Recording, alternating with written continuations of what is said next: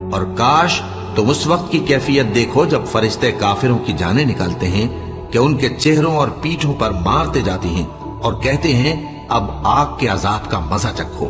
یہ ان اعمال کی سزا ہے جو تمہارے ہاتھوں نے آگے بھیجی ہیں، اور یہ جان رکھو کہ اللہ بندوں پر ظلم نہیں کرتا۔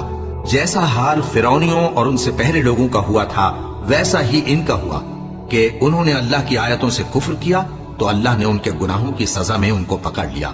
بے شک اللہ زبردست ہے، سخت عذاب دینے والا ہے۔